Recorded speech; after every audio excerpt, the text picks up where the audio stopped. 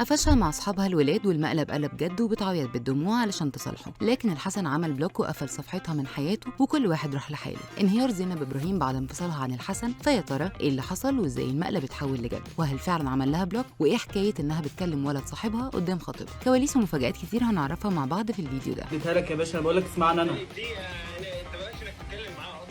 طب انا هفهم. عياط ودموع وبلوكات رايحه جايه، والحسن رفض الصلح بعد ما بقالها اسبوع بتتحايل عليه وبتصالحه، والمقلب اتقلب جد واتقفل منها وكل واحد راح لحاله. حكايه انفصال البلوجر زينب ابراهيم عن الحسن، يا ترى ايه الحكايه، وهل فعلا انفصلوا وعملوا بلوكات لبعض؟ زينب ابراهيم بقالها اسبوع رايحه جايه تصالح الحسن، بس هو مصمم على موقفه على الانفصال بعد اللي عملته فيه، والمقلب قلب جد وكل شيء اسمه نصيب. بدايه الازمه من اول ظهور البلوجر زينب ابراهيم وهي عامله مقلب في الحسن بانها خرجت وقاعده وسط شله ولاد وخلت واحد واحد يكلم خطيبها ويقنعوه يجي يقعد معاهم ويتعرف عليهم، وهنا الحسن اتحول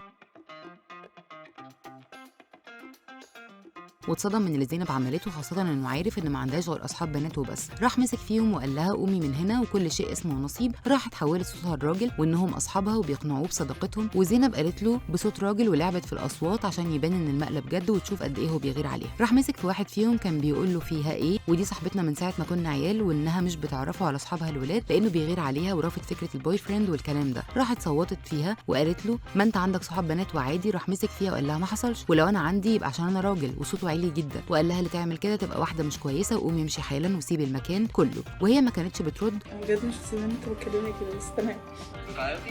وشغلت صوت الراجل لحد ما قفل المكالمه في وشه، وحاولت كتير تقنعه بانه مقلب وهو يا مولاي كما خلقتني. مش مقتنع تماما ورفض تماما، لدرجه انها رنت عليه في ساعه اكتر من 20 مره وكلهم مشغول لانه عمل لها بلوك. وقررت بعد اسبوع ما بيتكلموش مع بعض انها تلبس وتتشيك، وحطت ميك اب ولبست لبس جديد وراحت عشان تصالحه، لقت موبايله مشغول وعمل لها بلوك، ودموعها نزلت منها بسبب اللي حصل. وقررت هنا تكلم اخوه حسين، وكانت هنا المفاجاه، قال لها صلي استخاره وانه اتقفل من علاقتهم دي وانها غلطانه من ساسها لراسها. وهنا زينب اتصدمت من رد فعل اخوه وطريقته معاها، خاصه انه احرجها وطريقته ما كانتش حلوه معاها خالص. وده ربنا وصلي استخاره ما تجيش عليه عشان مش هرد عليه.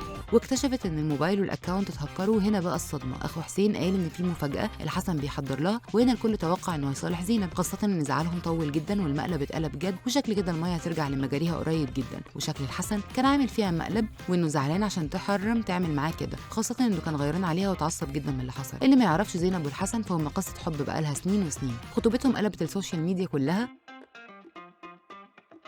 ولقبها بملكة جمال التيك توك، وشبهوها بياسمين عبد العزيز من خفة روحها، والكل قال لها انها شبهها بالملي في الملامح والروح. واول ما اتخطبت والكل بيحبها هي والحسن جدا ونفسهم يتصالحوا قريب. يا ترى تفتكروا زينب والحسن انفصلوا والمقلب هيبقى جد وهيسيبوا بعض، ولا هيرجعوا لبعض وقصة حبهم هتستمر؟ شاركونا في التعليقات.